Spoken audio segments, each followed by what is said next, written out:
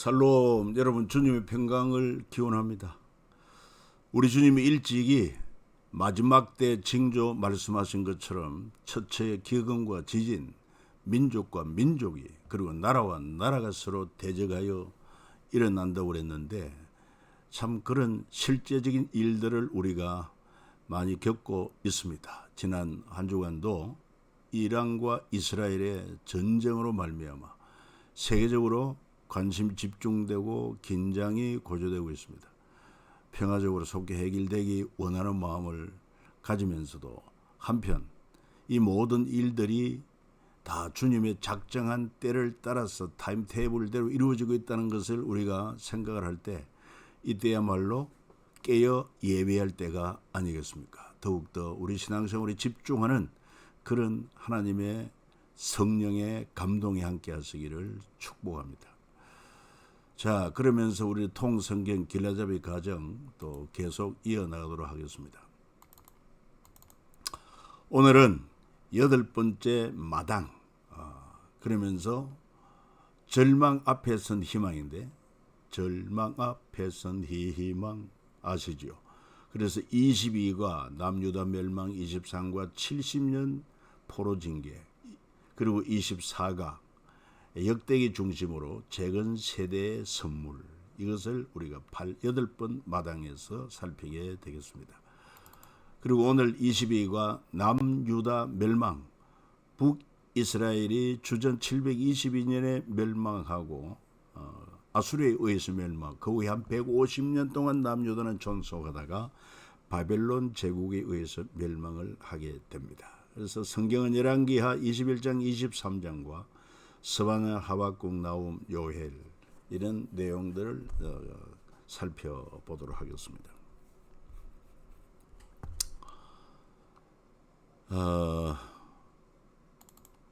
이 말씀을, 이 도표를 우리가 잘 살펴볼 때 500년 왕정 총결산이라 이렇게 말할 수 있습니다. 사무엘의 눈물과 예레미야의 눈물이 고인 그러한 결산이다.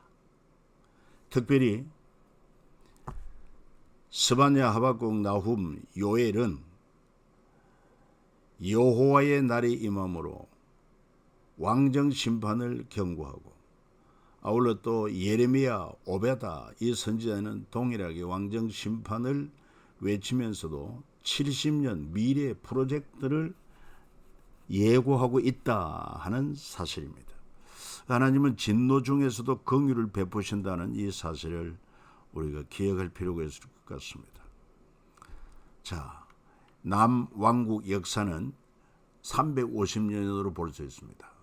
그러니까 솔로몬 사후에 그 아들 르호보암부터 시작해서 마지막 20대 왕 시드기야까지 약 350년간 존속을 했는데, 우리는 이 역대기를 보면서 열왕기하를 우리가 읽으면서 그 19왕들, 20대 왕들 가운데서도 하나님이 기뻐하신 다윗의 길로 행한 자들, 정말 성경은 묘하게도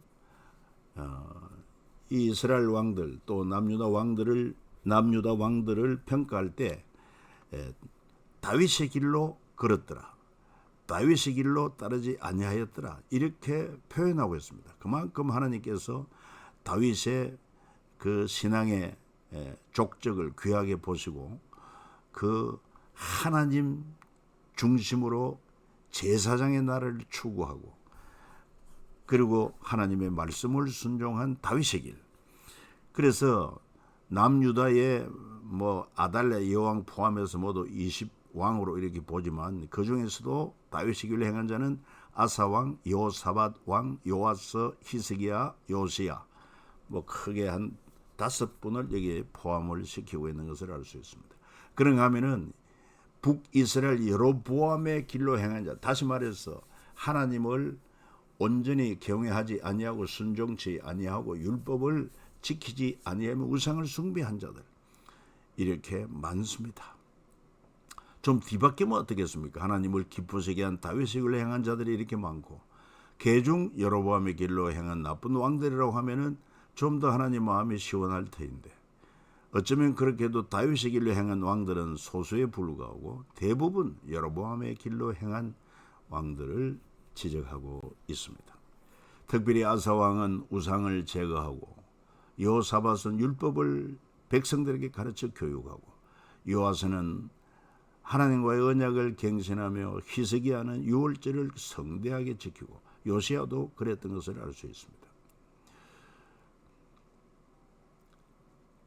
이 가운데 또한 선지자들이 활동한 그런 연대도 알 수 있는데 미가 선지자는 여호람부터 시작해가지고 아마도 아시아와 머나세 중반기까지, 이사야 선지자는 우시야 왕부터 시작해서 아하스와 머나세 중반기까지, 그리고 이제 스바냐 선지자는 요시야 왕 때, 나훔 선지자 마찬가지, 그리고 예레미야와 오바다 선지자는 요시야 왕부터 시작해서 마지막 시드기야 왕까지 장구한 시간이었습니다. 요야김 때 하박국 선지자, 요야김과 시드기야 때까지 다니엘 선지자, 그리고 다니엘 선지자는 당시는 이미 제1차 바빌론 포로가 되어가지고 포로되어 가 있으면서 선지 역할을 했다, 이렇게 보면 되고, 그 다음에 시드기야 때 에스겔 선지자, 에스겔은 2차 포로로 바빌론을 포로로 갔지만은 그곳에서도 역시 선지 활동을 했다 하는 것을 이해하시면 되겠습니다. 자, 다윗의 길로 행한 자 5 왕들, 이들은 제사장 나라 충성도가 높았습니다. 하나님의 용서가 있고 이웃 사이에 나눔이 있고 민족 사이에 평화가 있다고 하면은 여로보암의 길로 행한 15 왕은 제사장 나라를 도구화했고 레위 자손 아닌 사람으로 제사장을 삼고 예배 장수 변경하고 우상을 숭배하고 그리고 절기를 변경하고 하나님의 계시가 아닌, 율법이 아닌 마음대로 편리한 대로, 그래서 이 여로보암의 길은 하나님이 기뻐하지 않습니다. 그럼에도 불구하고 유다의 많은 왕들이 다윗의 길보다는 여로보암의 길을 쫓았다는 것입니다. 다윗의 길로 대표적인 남유다의 왕들, 아사 3대 왕, 여호사밧 4대 왕, 요아스 8대 왕, 히스기야 13대 왕, 요시야 16대 왕인데 아까 앞서도 잠깐 설명을 했습니다. 자, 우리도 이렇게 우상을 없애고 우상을 숭배하는 자를 척결하는 그런 태도, 그 다음에 여호사밧처럼 무엇보다도 제사장과 레위인들로 하여금 전국을 순회하며 율법을 가르치게 한 것. 여러분들도 통성경 길라잡이 과정을 잘 배우고 이미 강사 자격증까지 취득을 했으니 이렇게 자녀들이나 또는 우리 목장의 식구들이나 또 새가족들이나 이렇게 가르치는 것 하나님이 참 기뻐하십니다. 그 다음에 요아스는 아달랴가 파견한 성전수리의 우상을 제거하고 언약을 재갱신한 것, 히스기야도 제사를 온전히 회복하고 오늘날로 말하면 예배의 바른 회복, 우상과 산당을 제거하고 심지어 북이스라엘 백성들까지 초청하여 유월절을 성대하게 지켰고 16대 요시야 왕, 특별히 참 전에도 후에도 없을 만큼 요시야 왕을 하나님이 기뻐하셨습니다. 모든 우상 산당들을 제거하고 북이스라엘의 금송아지 우상까지 없애고 성전의 율법책 발견한 후에 유월절을 성대하게 지키고 성경 통독한 왕이 요시야 왕이었다. 자, 구체적으로 히스기야의 유월절, 그 다음에 요시야의 유월절, 그리고 하나님의 세계 경영을 우리가 살펴보기를 원합니다. 당시 아수르 제국의 말기에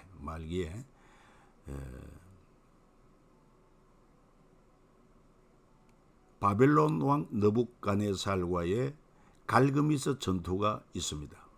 그러니까 바벨론 제국이 일어나서 니느웨를 치고 아수르가 이 갈그미스까지 쫓겨와서 아수르가 위기에 처했을 때 애굽의 왕 바로 너고가 이 아수르를 지원하여 바벨론을 물리치려고 올라가는 과정에 이스라엘의 머깃도에서 남유다 왕 요시야에게 우리는 지금 아수르와 연합하여 바벨론을 치러 가니 길을 열어다오 했을 때 남유다왕 요시야가 길을 열어주지 않습니다.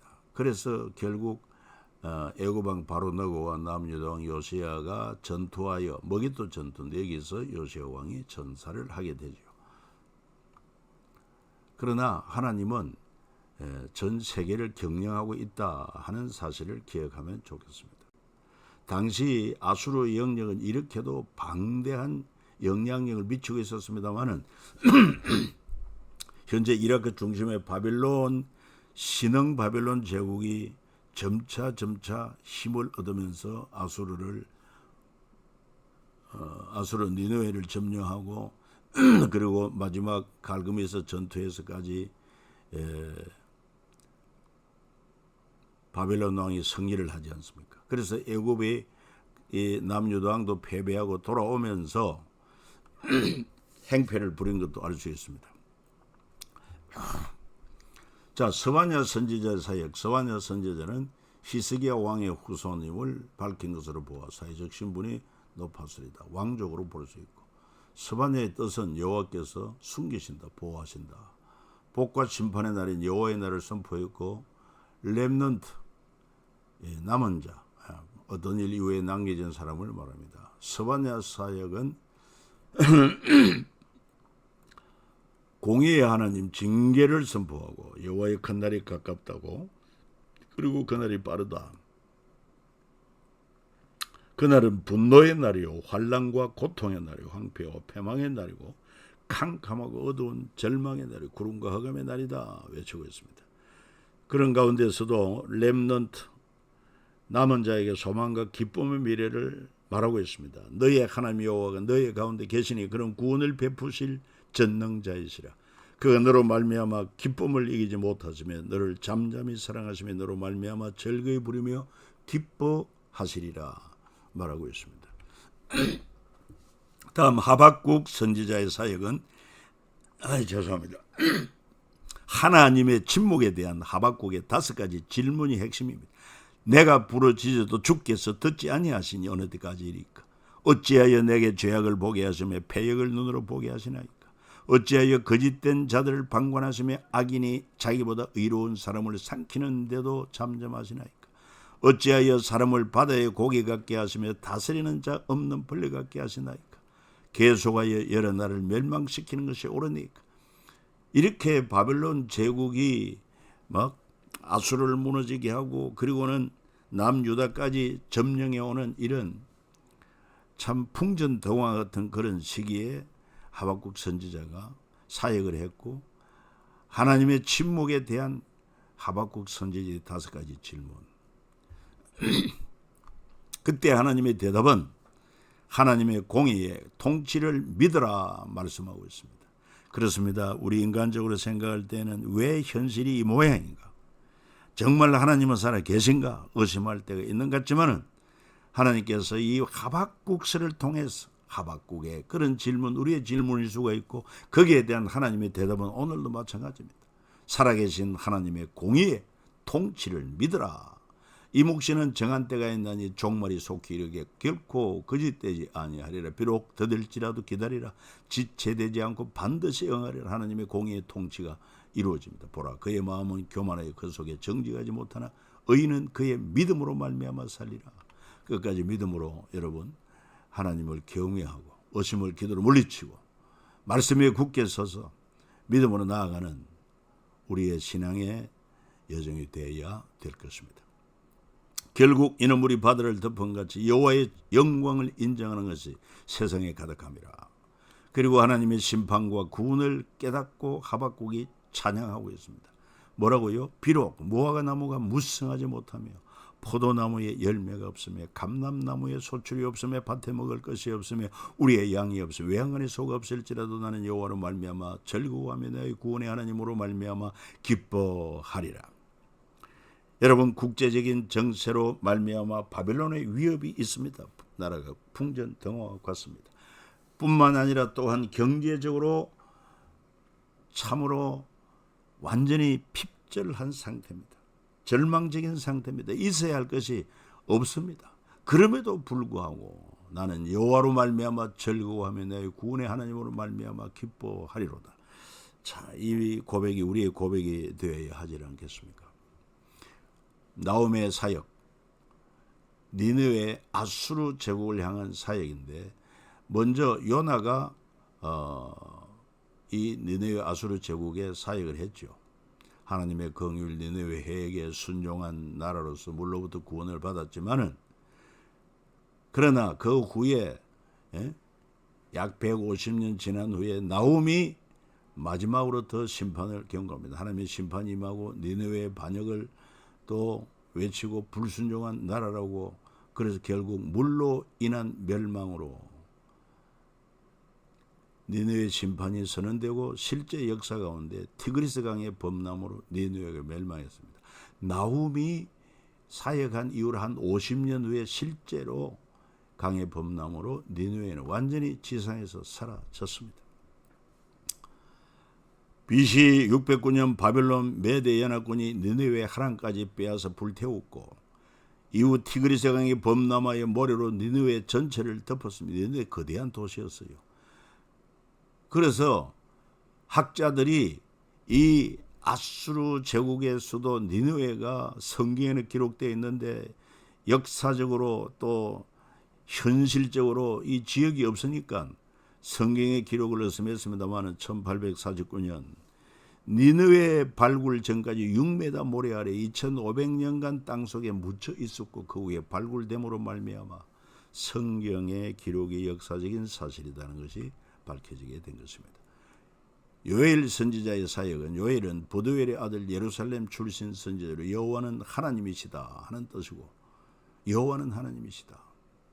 남유다 요아스 왕 때 추측하나 정확한 시기는 알 수 없고, 다가올 혹독한 환란을 예고하며 피할 길은 회개뿐임을 촉구하고 있습니다. 그러면서도 남은 자에게 누구든지 여호와 이름을 부르는 자는 구원을 얻으리니, 이는 나 여호와의 말대로 시온산과 예루살렘에 피할 자가 있을 것이며 남은 자 렘넌트 중에서 여호와의 부름을 받을 자가 있을 것입니다. 그리고는 요엘서에 보면은 옷을 찢지 말고 마음을 찢으라, 참된 회개를 촉구하고 있습니다. 옷을 찢는 것은 이스라엘 백성이 자신의 애통함을 표현할 때 취한 행동인데, 외식적인 그런 행동이 많았습니다. 성경의 예를 보면 야곱이 요셉이 죽었을 것이라는 소식을 들었을 때, 아론의 아들 나답 아비후가 죽었을 때, 그때 모세가 아론에게 옷 찢거나 슬픈 기색을 하지 말라고 충고를 했습니다. 갈렙 가데스 바네아의 10명의 정탐 보고에 자기 옷을 찢으며 그리고 무리 앞에 호소하며 나갔습니다. 여호수아 아이성 전투 실패의 옷을 찢고 언약궤 앞에 머리를 뒷굴로 뒤집어 썼습니다. 다윗 사울의 전사 소식을 듣고 옷을 찢고 울며 금식을 했습니다. 그래서 옷을 찢는 행위로만 멈추지 말고 마음을 찢으며 참된 회개의 열매를 맺으라. 그러면 하나님의 그 뜻을 돌이켜 재앙 대신 복을 주실 것이다. 아울러 요엘서와 신약 성경과의 관계, 예수님의 재림과 표적, 요엘서 2장 10절 31절 3장 15절에 그날 환란 후에 적시 해가 어두워지며 달이 빛을 내지 아니하며 별들이 하늘에서 떨어지며 하늘의 권능들이 흔들리리라. 이 요엘이 이미 예언한 그 사실을 베드로가 오순절 성령 경험을 하고 설교를 한 것입니다.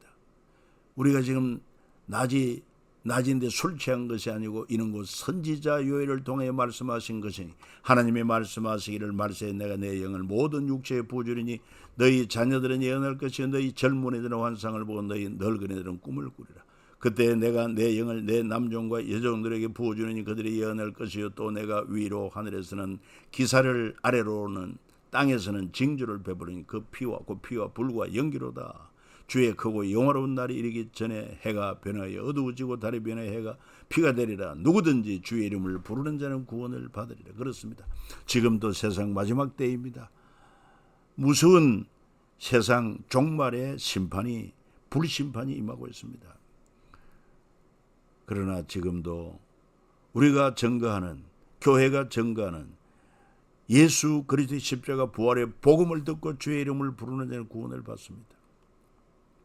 그리고 사도 바울이 유대인과 이방인들을 향한 구원을 설명할 때 요엘서 2장 32절에 언급하면 유대인이나 헬라인이나 차별이 없음이라 한 분이신 주께서 모든 사람이 주가 되사 그를 부르는 모든 사람에게 부여하시도다.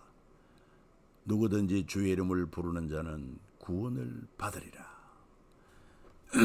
요엘 선지서가 이렇게 신약과의 깊은 관계가 있습니다. 오순절 성령 강림을 미리 예고했다 하는 것을 알 수가 있어요.